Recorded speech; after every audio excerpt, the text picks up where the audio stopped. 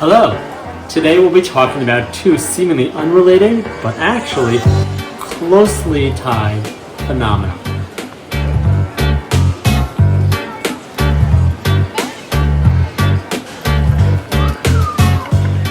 The rise of coffee houses in the 17th century and 18th century London, and the proliferation of periodicals, newspapers, and magazines.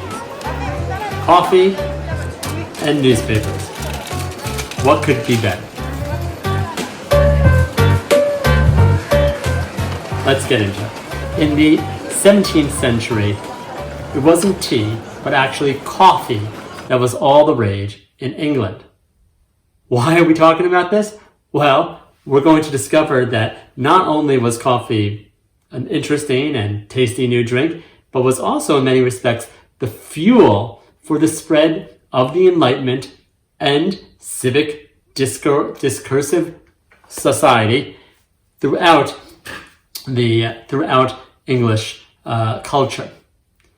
It also is going to be the key for a new genre that we're going to talk about, newspapers, and we'll be taking a look at a preeminent example of that, the Spectator, from the early 18th century, in a period often referred to as the Augustine Age. Augustine, from Augustine, reflecting the aspirations and ambitions of England at the time to create a new Augustine Age akin to imperial Rome, akin to the Roman Empire. It was in the 17th century that coffee reached England, well before, about 150 years before, tea became the national drink. It was in this period of the tumultuous 17th century, the mid-1600s, that the first coffee houses were erected in London. I want you to take note of how many international factors are at play in coffee, and it will happen also later with tea, that are representative or emblematic of the many international tentacles and influences that also shaped English culture in the 17th, 18th, and even into the 19th centuries. Coffee, of course, is not grown in England. It is a fruit that is a crop that is grown in much warmer locales. It was originally cultivated in Ethiopia and discovered as brewed in Yemen and the Arabian Peninsula. The earliest coffee house culture really was in the Arab world, in the Middle East, towards the end of the first CE millennium. Coffee houses in Baghdad and in Damascus helped fuel the Arab Renaissance of the 9th, 10th centuries. Extraordinary discoveries of science and accomplishments of arts and writing in these incredible cities, these metropolises of the time. It takes hundreds of years till that coffee culture reaches first Italy through Venice and the trade routes that were centered on the Italian peninsula. And then much later, in the 17th century, it comes to England, when England's trade also joins these international routes. As England becomes a more international commercial hub, coffee is introduced. The first coffee house in London was opened as well by a member of a Greek servant to the Levant company, Pasqua Rosé, you can see here, in 1652. Notice a few things here. In the midst of all the upheaval of the British social system, the revolution, the civil war that was, and the interregnum, it was a Greek servant, an international member of one of these trading companies, the Levant Company, created to control British commercial interests in our part of the world, who opened the first coffee house. They spread like wildfire. They were extraordinarily popular, both for the stimulation, the neural stimulation, cognitive stimulation, as well as the social stimulation, the conviviality, collegiality, the discussion and conversation that one could find there. Within 50 years, there were hundreds of coffee houses. Originally, they were thought to be places of salubrious recreation where the drink of coffee could ward off the bad humors and disease. Let's remember the Great Plague of London of the 1660s. And you'll see in a text that I'll show you in a second how pivotal, how central this idea of good health was to the earliest coffee houses. But very soon, the people who flocked to them, all men, the men who flocked to them found that there was an additional benefit in being with other members of society. This poem from 1665, on the heels of the plague, just before the fire, is, well, it's not a great poem, but it is a very interesting and lively window into the character of a coffee house, these new locales, these new institutions that were popping up throughout London. See how the author writes about, first defines what a coffee house is. The coffee house is the place where the learned hold it is place where coffee is sold. This derivation cannot fail us, for where ale is tended, that this is being given is true. There is this elevation cannot fail us, for where ale is tended, that's an ale. This being granted to us is true. The contrast between the coffee house and the public house, the ale house, where alcoholic drinks, the only kind of drink you could have had, in addition to water, which was often dangerous to drink. And so adults, men, would drink either alcoholic drinks, and then the coffee house is the first option. It is a place of good health, where violence, at least originally, was not as common, where the kind of bawdy behavior and violent behavior associated with the pub was not as common. And it was a place of good health. Let's go back to this, look further down on this, in this poem here.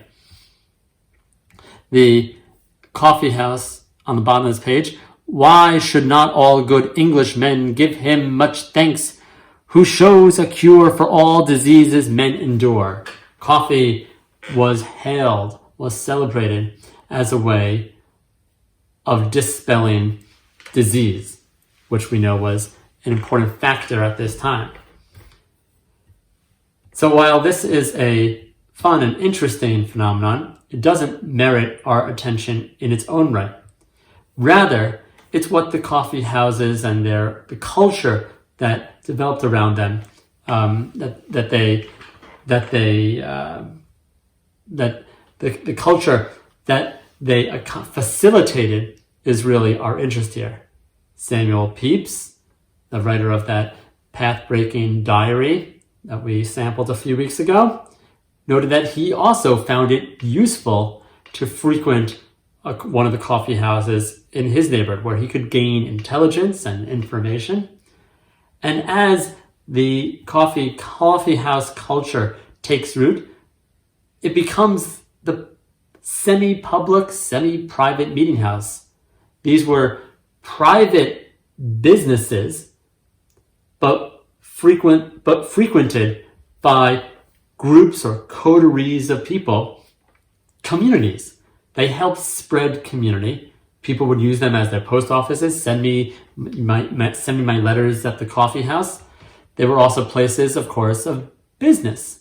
Like-minded people would come together. First, let's talk about a very famous one. Here it's also mentioned in this article, Lloyd's. Edward Lloyd opened one Abchurch Lane in the 1680s. It was frequented by the nearby merchants and ship owners. And Lloyd, despite being originally a coffeehouse owner, cafe owner, found it very profitable to be the insurer between these maritime brokers.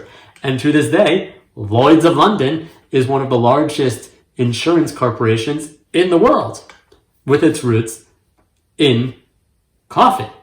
So this international, just to stop for a second before we get back to the literary side, this international crop, which had to be brought from a much warmer foreign part of the world, the Middle East, and is itself a symbol of England's growing commercial and mercantile prosperity. Also, in this, at least this case, this small case of Lloyd's, this surprising, I find it very piquant example, becomes the lubricant, if you will, the liquid that leads to extraordinary wealth, bringing together these sailors, these ship captains, ship owners, and creating the kind of market that originally started in a coffee house. They are also places of learning. The coffee house, which one would enter and gain, you would buy your coffee, you have to pay admission, generally a penny. They were known as the original penny universities. People in Oxford, people in London, the men who would come there would find not only would their minds be stimulated, but they would be able to meet with other stimulated minds, with other intelligent people. And they became places for conversation, for not only for gossip, but also for sharing ideas. And here's where we can make the turn to the newspaper. The coffeehouse owners would they would circulate the literature that they would have, books, pamphlets, and these very early newsprints. The most important of them being first Tatler, and then the one that we're going to focus on, the Spectator. The Spectator is one of the newspapers, one of these periodicals, publications circulated in the coffee houses, created by Joseph Addison and Sir Richard Steele, two people from the political world, but whose legacy is left as forerunners of journalism. The Spectator, which we're going to read now in some depth, was one of these texts that could only be made possible by coffee house culture. And here's where in this essay, our interests will converge. Both the circulation of ideas, the spread of a new kind of civic mentality, and the democratization or the growing egalitarian treatment, dissemination of Enlightenment principles. Anyone who could pay for it, of course, this is still a very limited segment of society, no women, people of color, there was still slavery in London at this time, in England at this time, but any men who could pay for it could come into these coffee houses, talk to the people who were there, and find a certain kind of conversation. These coffee houses are integral to the formation of the civic or public sphere in England, and after that, throughout the West. Places where people had to, and look at the image of this, people had to sit together, join in their words, cooperate with each other, and while they're drinking their coffee, find something to talk about. The Spectator was meant to give them something to talk about. So created by these politicians, people of political bent, Addison, who writes this programmatic manifesto, what the Spectator is for, in the 2 years of the Spectator's original operation, 1711 and 1712, this essay from the early months of 1711, with his partner Richard Steele, creating a literary organ, one of the first of its time. Tatler, the Spectator, later on the Rambler, creating a kind of witness view of the city, an intelligent eyewitness spectator.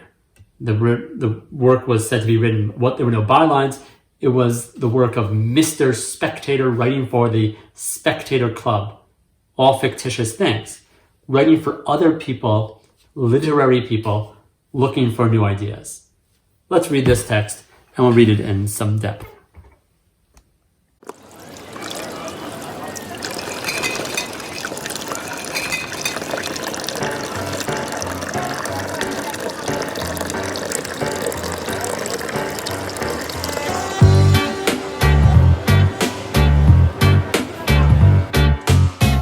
So some months after The Spectator is launched by Addison instead of his partner Steele, they elaborate through this essay by Addison, this very important essay, The Aims of The Spectator, what their newspaper, kind of a magazine really, but they called the newspaper, what it was for. And he writes as follows: "It's with much satisfaction that I hear this great city inquiring day after day," it was a daily newspaper, you can imagine the energy and the enterprise it takes to produce it, "day after day that these papers and receiving my morning lectures with a becoming seriousness and attention. My publisher tells me that there are already 3,000 of them distributed every day, so that if I allow 20 readers to every paper," which I looked at a modest computation, "I may reckon that there are 70,000 disciples in London and Westminster, who I hope will take care to distinguish themselves from the thoughtless herd of their ignorant and unattentive brethren." This newspaper is going out in the thousands on a daily circulation, a daily basis of daily circulation. And he knows and celebrates, Addison does, speaking in the voice here of Mr. Spectator, the narrator of these texts, or the so-called writer of these texts, of these papers, that they are being read frequently. Not every copy goes to just one reader. In fact, they don't. He assumes they go to not one or two, but 20 readers. How? Because they're going in large measure to these coffee houses where they're being passed from person to person. And so I have quite a few people listening to me. This is the Penny University. This is his society, the Spectator Society, taking root through the circulation of words, the circulation of this early newspaper, itself made possible by the network of coffee houses. And what does he say to them? You are the enlightened people. You are the distinguished people of right thinking. Here, it's not a religious sense. It's not even strictly political, although Addison and Steele do have their political persuasion, but it's rather right thinking in terms of reason, taste, a kind of sensibility, another word that will be important to us in our studies of the 18th century. People who are literary, who have good taste, the cognoscenti, the literati. Anyone who's reading this is someone who is distinguished from the ignorant herd, the animal-like brethren, the hoi polloi, the masses. And so my audience, I think I should tell you what I seek to do. And here he says, "I have raised myself to such a great audience, I'll spare no pains to make their instruction agreeable and their diversion useful." Instruction and diversion. Diversion doesn't mean distraction, it means divertisement, entertainment. It is both of these things together. It is didactic and amusing. We're going to see those concepts repeated for the next 150 years or so of our study. It is meant to be both instructive and diverting. For which reasons I shall endeavor to enliven morality with wit. It is moral, helps you act properly, but also with good taste, with wit. Let me just read it. To enliven morality with wit and to temper wit with morality. And so people are both bettered and entertained. This is the most effective form of education. It has both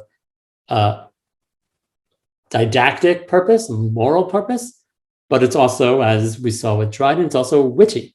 Dryden himself also, by the way, would hold court in one of these coffee houses. It's how Alexander Pope, this other key figure, whom we're not reading, who from a poor background was able to meet Dryden, and through their literary and interest and their intellectual interests, were able to sit at the same table, literally, and find common ground. What is the Spectator doing? To that end, their virtue and discretion may be short. I have resolved to refresh their memories from day to day till I have recovered them out of a desperate state of vice and folly. I will better people from vice. And here is the key phrase of the essay. It was said of Socrates that he brought philosophy down from the heavens to inhabit among men.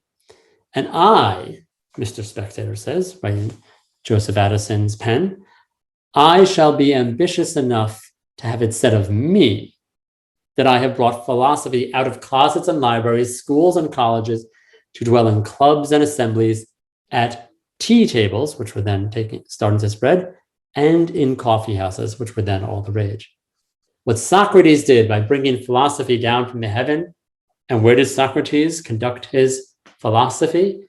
In the agora, in the market, open to anyone, any of the young men of the city who would come and hear him. I am doing the same thing, Addison writes, by taking profound ideas, taking philosophy out of the universities, out of the closets, meaning the closed spaces of the learned, the scholarly, the students, and libraries, schools, and colleges, and implanting it in clubs, Spectator Club, in assemblies, in the common places, the semi-open spaces, semi-open, semi-private, semi-public, of tea tables and of coffee houses. This is the dissemination, the spreading out, the proliferation of those Enlightenment ideals, that anyone can become educated, anyone can become polite and gracious to learn how to act, how to think. All you have to do is read the right thing. This text, this newspaper, is establishing that sense of taste. It is saying that philosophy is something that is accessible to anyone. You just have to read it. Literariness becomes the catchword. It is the access route to the previously privileged spaces of someone like Socrates or Milton, or also even someone like Dryden. And so it is taking what has once been only universities and making it accessible to everyone. People who are of the middle station and above, not only the nobility, but different also from the poor, rather tradesmen, physicians, fellows of the Royal Society, Templars, traders, the growing middle class. This is addressing the literary audience, the readership of the Spectator, which is also going to become the readership of novels, of literature. People who want to be educated, people who want to be both entertained, but also improved.